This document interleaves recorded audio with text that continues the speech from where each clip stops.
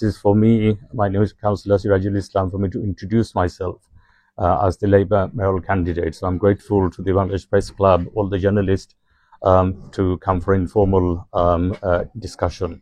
I'm currently a Labour councillor representing Metro East. I've been a councillor for 24 years. The election coming up in 2026 is the local election and the mayoral election. Our opposition হিসাবে আমরা কাজ করা আমরা 3 বছর, and our role is to hold the executive mayor to account and to scrutinize him, and we're doing that to our best of our ability. আমার একটা message হইল কি যে আজকে যখন এখানে আমরা বইছি যে সকল জার্নালিস্ট হল ধন্যবাদ এখানে আপনারা আইসেন যে we ask you to be fair in your journalism. আমরা একটু ফেয়ারনেস আপনার রিপোর্টিং করবা, ব্যালেন্স রিপোর্টিং করবা। আমরা বিভিন্ন সময় আমরা আপনারা দেই প্রেস রিলিজ দেই, আপনারও আমরা কাছে আইন। So we ask for you for a fair, balanced reporting in your various outlets, media outlets. If you want any information, we're available. Please do contact us. আপনারা যোগাযোগ করবা আপনারা। টাওয়ার হ্যামলেট লেবার পার্টির লিডার এবং mayoral candidate জনাব সিরাজুল ইসলাম সাহেব আজকে আমাদের বাংলাদেশ প্রেস ক্লাবের সাথে মত বিনিময় করেছেন।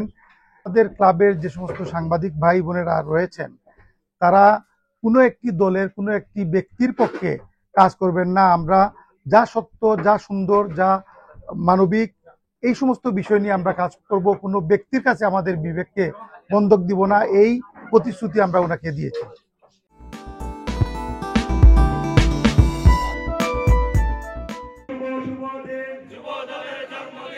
সৌদি আরবের রিয়াদস্থ কুমিল্লা জেলা বিএনপি ও যুবদলের যৌথ উদ্যোগে যুবদলের ৪৭তম প্রতিষ্ঠা বার্ষিকী ও তারেক রহমানের ঘোষিত ৩১ দফা বাস্তবায়নের লক্ষ্যে রিয়াদের বাথা ডি প্লেস হোটেল হলরুমে আলোচনা সভা অনুষ্ঠিত হয়েছে।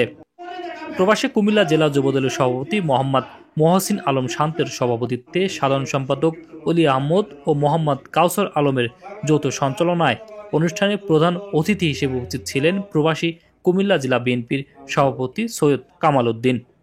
প্রধান বক্তা ছিলেন প্রবাসী কুমিল্লা জেলা যুবদলের প্রধান উপদেষ্টা মোহাম্মদ নিজামউদ্দিন। অনুষ্ঠানে দেশ থেকে স্বাগত বক্তব্য রাখেন কুমিল্লা দক্ষিণ জেলা যুবদলের সাধারণ সম্পাদক মোহাম্মদ ফরিদ উদ্দিন শিবলু। এ সময় অনুষ্ঠানে বিশেষ অতিথি হিসেবে উপস্থিত ছিলেন আল আমিন সরকার, মোহাম্মদ মনিরুজ্জামান, মোহাম্মদ আনোয়ার হোসেন, শাহ মোহাম্মদ আলী শাওন, আল মাসুম, হাজি আলাউদ্দিন, দেলোয়ার হোসেন দুলাল। এছাড়াও অন্যান্যদের মধ্যে আরও উপস্থিত ছিলেন প্রবাসী কুমিল্লা যুবদলের সিনিয়র সহসভাপতি ফারুক ভুইয়া, সাংগঠনিক সম্পাদক আনিস মিয়া, মোহাম্মদ গোলাপ হোসেন, মোহাম্মদ ইউনিস মিয়া, মোহাম্মদ শরীফ, মোহাম্মদ আলাউদ্দিন আজাদ সহ বিপুল সংখ্যক প্রবাসী কুমিল্লা জেলা বিএনপি ও যুবদলের নেতাকর্মীরা। অনুষ্ঠান বাস্তবায়নে সার্বিক সহযোগিতায় ছিলেন মোহাম্মদ রুবেল রানা, মোহাম্মদ হাসান, মোহাম্মদ হাজি মোয়াজ্জেম। সবশেষে বিএনপির চেয়ারপারসন বেগম খালেদা জিয়া ও ভারপ্রাপ্ত চেয়ারম্যান তারেক রহমানের দীর্ঘায়ু ও সুস্বাস্থ্য কামনা করে বিশেষ দোয়া করা হয়।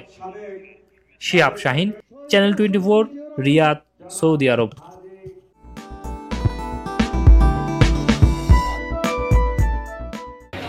এখানে অনেকে আছে যারা নাকি দেশে থাকতেন, তাদের ঠিকানা ছিল আদালতের বারান্দা অথবা জেলখানায়।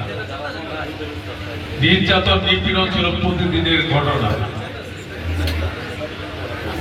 আমরা যে যতই নির্যাতিত হয়েছি, কিন্তু শহীদ রাষ্ট্রপতি জিয়া রহমানের পরিবার যে নির্যাতিত হয়েছে তার কাছে কিন্তু আমাদের নির্যাতন একেবারেই নগণ্য। এই দেশের জন্য দেশনেত্রী বেগম খালেদা জিয়া তার স্বামীকে হারিয়েছে, তার সন্তানকে হারিয়েছে, আরেকটি সন্তান এখনো বিদেশে অবস্থান করছে। তার 40 বছরের বসত বাড়ি থেকে তাকে বের করে দেওয়া হয়েছে। ওনারা যত নির্যাতনের শিকার হয়েছে তার কাছে আমাদের নির্যাতন কিন্তু একেবারেই নগণ্য। কারণ ওনারা হলো দেশপ্রেমিক, এই দেশটাকে ভালোবাসে, এই দেশের জনগণকে ভালোবাসে, এই দেশের জন্য সর্বস্ব ত্যাগ করেছে, সর্ব আত্মত্যাগ করতেও তারা দ্বিধাবোধ করে। আপনারা যারা আছেন বহু বছর কিন্তু আপনারা কেউ ভোট দিতে পারেন না, নতুন প্রজন্ম যারা আছে তারা কখনোই ভোট দেয়নি। বহু বছর পর একটি ভোটের সুযোগ আসছে, তাই আপনাদের প্রতি অনুরোধ, আসুন আমরা এই ভোটটাকে আমরা উৎসবে পরিণত করি। আমরা অনেকে কিন্তু ভোট দেওয়া থেকে অনাগ্রহ প্রকাশ করতাম বিগত দিনে, ভোট দেওয়া ভুলেই গিয়েছিলাম। নতুন প্রজন্ম জীবনে কোনোদিন ভোট দেয় নাই, ভোট কিভাবে দিতে হয় তাও তারা জানে না। যদি 5ই আগস্ট না হতো তাহলে হয়তো ভোটের এই সুযোগ আর আসতো না।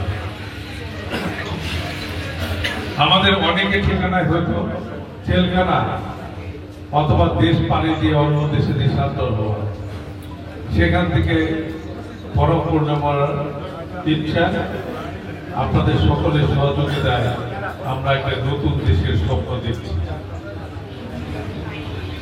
যে স্বপ্ন দেখেছে শহীদ রাষ্ট্রপতি জিয়াউর রহমান, একটি উন্নয়নমুখী বাংলাদেশ, সেই ধরনের একটি উন্নয়নমুখী বাংলাদেশ এবং বাক স্বাধীনতাপূর্ণ বাংলাদেশ আমরা গঠন করতে চাই আগামী দিনে রাষ্ট্রনায়ক জনাব তারেক রহমানের নেতৃত্বে। আমরা সকলে ভোট দিতে চাই, ভোট দেওয়ার জন্য অধীর আগ্রহে বসে আছে।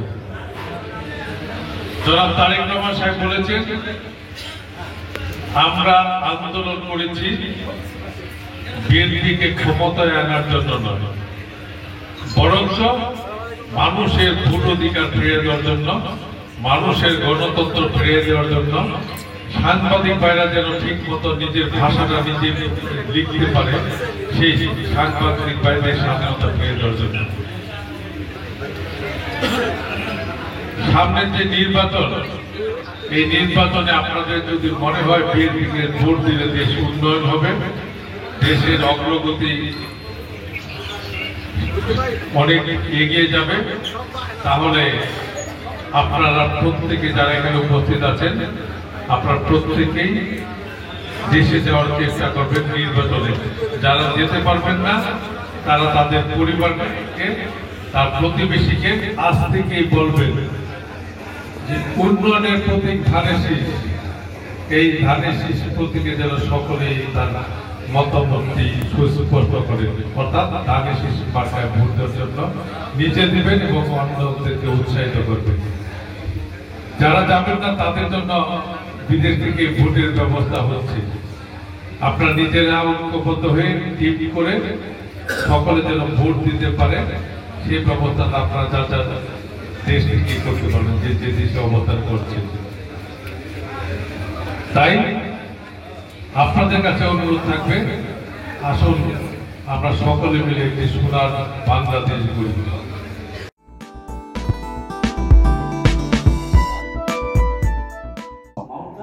والحياة ليبلوكم أيكم بكلامه المجيد والفرقان الناس لا إله إلا النبي الكريم وعلى رب العالمين رب العالمين الله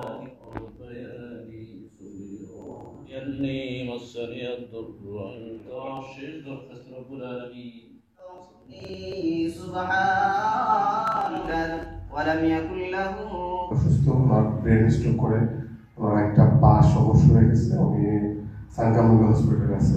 তো উনি আপনার বেসিক্যালি আল্লাহ যেন ওনাকে সুস্থতা দান করেন, ওনার পরিবারকে ধৈর্য ধরার তৌফিক দেন।